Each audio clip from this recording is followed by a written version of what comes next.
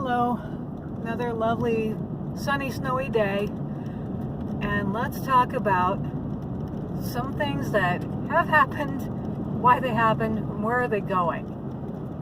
I'm not claiming to be the absolute authority on this. I don't think I have the absolute truth on this, but some of the observations that I've been making and piecing together with some observations other people are making, I wonder if this is where we're going. So I have probably mentioned Nassim Nicholas Taleb before.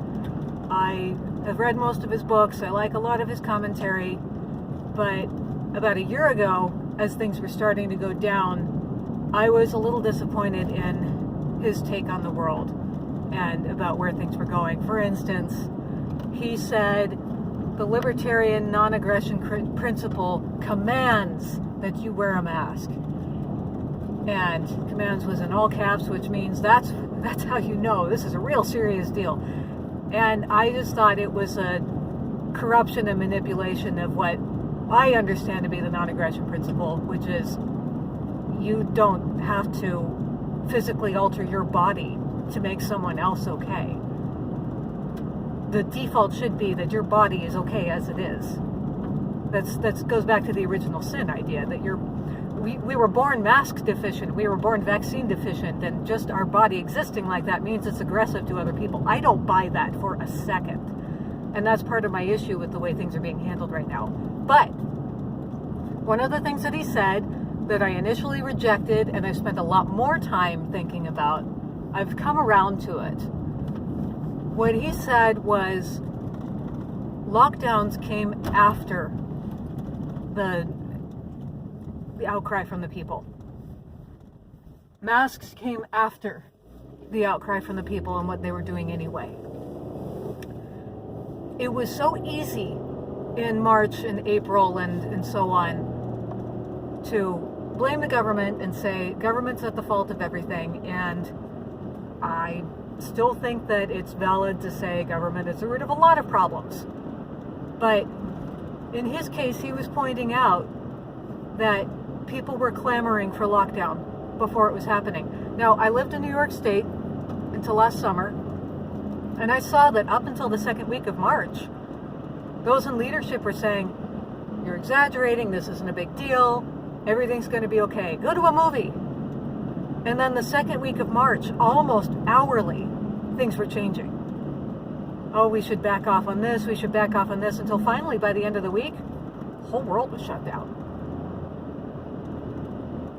From Sunday to Friday, it was a completely different world, and it changed every single day. And according to Taleb, what changed was the people begging for it. Now, I could be aggressive and say that people were begging for their own enslavement, but there was fear involved. There was mortal fear. And it's a little bit easy for me to say, if you're scared, you stay home. This is on you. Why do you need the government to tell you to do that? And what people were saying, especially people in New York City who are living in very small quarters, they don't have a ton of storage space. They don't have food storage on hand. A lot of them don't have a ton of money to spare. And it's the lifestyle of one of the world's biggest cities that you can't really make emergency plans like that. So yes, they could have stopped going to work, stopped going to school, stopped going out, and it's another form of death for them. So it's one of the reasons that people were begging for it. They needed some government and social support to say, I'm scared, I can't go out. I still think it's valid to say you need your own storage for things. You need your own self-reliance. And if we have not learned that in the last year, if we have not learned that you can't count on your own community, I don't know what's going to teach it to people. But that's what happened going in.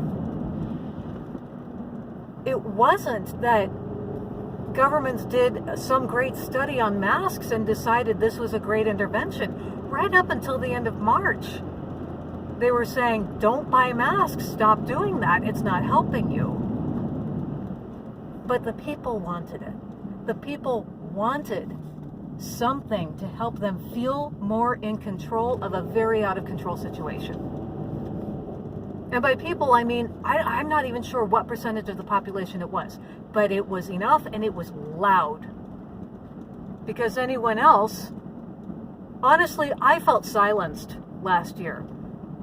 I never thought masks were a good idea. I never thought lockdowns were a good idea.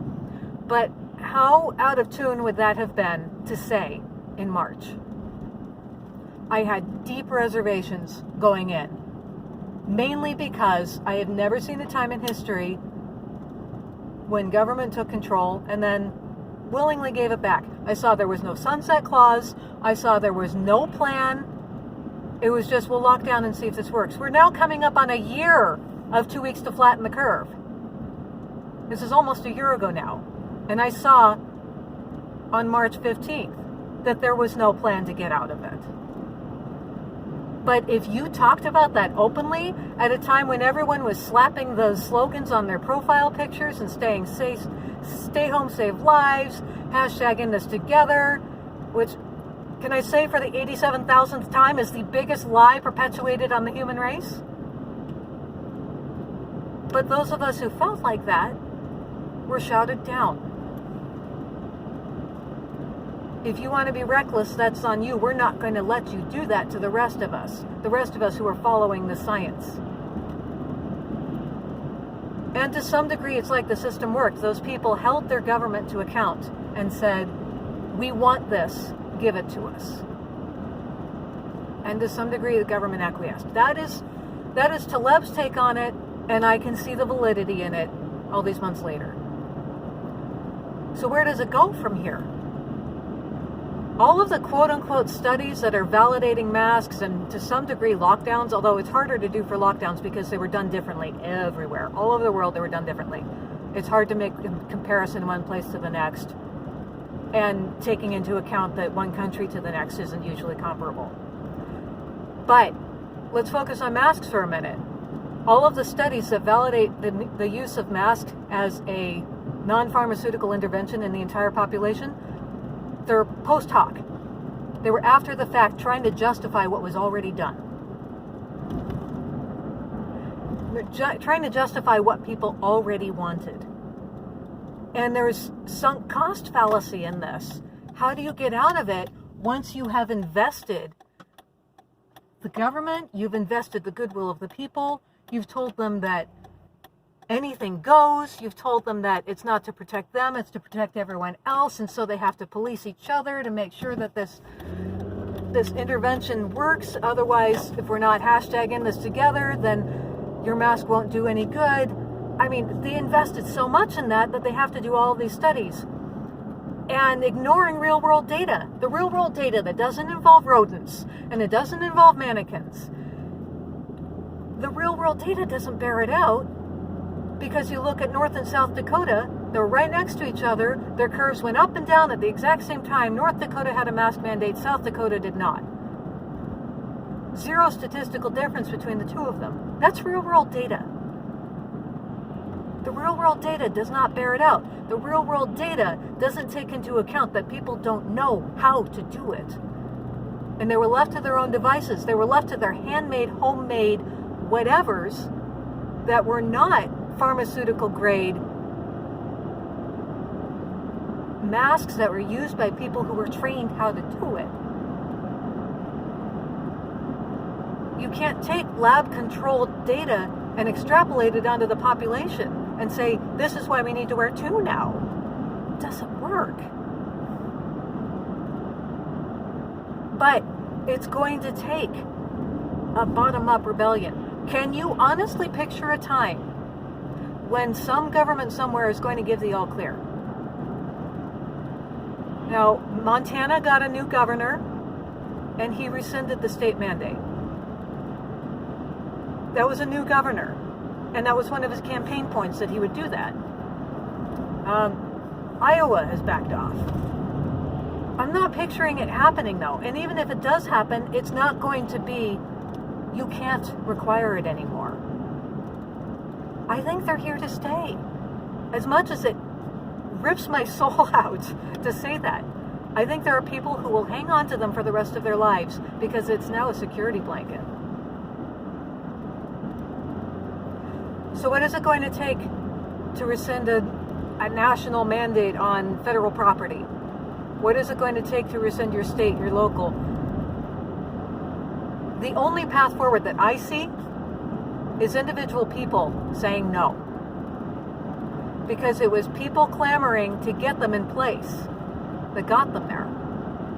It's going to take the other side to say, this is not good.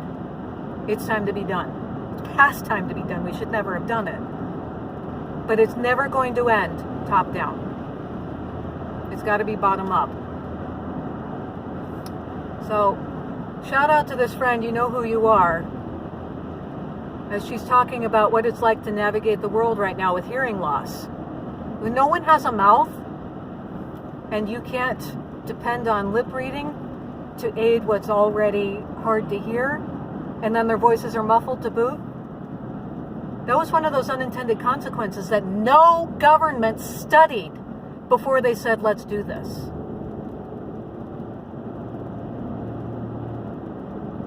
Now, I've talked at length before about any of the other unintended consequences. I think we won't see them for years to come. But you can't wait for some authority figure to give you permission. It won't happen. If it does, bonus. But don't count on it. Please say no and move on with your life. Bring back faces. We need faces for so many reasons. All right. Have a good day, everyone.